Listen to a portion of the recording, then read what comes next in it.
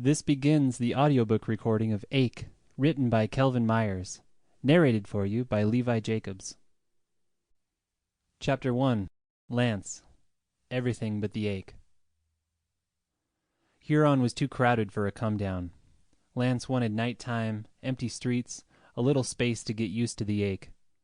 Instead, Dakota Avenue was jammed, electric scooters whining through the morning crush of business people cycling to work, the occasional car an island in a sea of suits and pedals. It was planting season, and the air shimmered with humidity, the exhaled vapors of 1,000 rice paddies ringing Huron, mixing with the city's smells of ozone and grease and second-hand air. 3Ds stretched into the crush from storefronts, lurid images of pressed shirts and dripping burgers and the latest Pacific Empire dramas, just transparent enough to meet city-state law. Lance knew he was out of place. Shabby coat, 5-day stubble, dark circles under his eyes.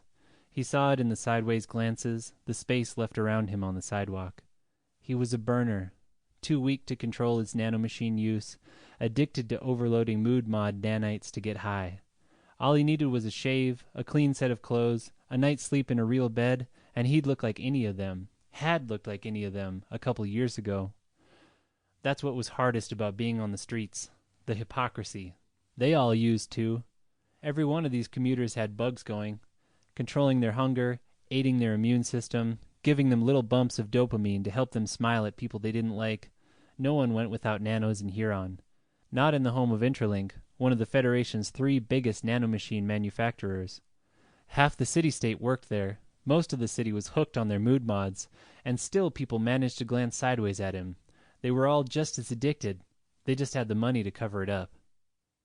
Lance used to work. He'd been a prize fighter, competing in matches across the Federation. But he'd made some bad choices, burned some bridges he should have saved. What he had now was need, and need meant doing things you weren't proud of. Lance stepped through a hollow of steaming rice into the alley running between a futon shop and a business hotel. This time of year, no one could stand to keep their windows closed, and few could afford to run air conditioning. As he'd expected, balcony windows and screen doors were open along the second floor, trying to draw in a breeze. Or a burner.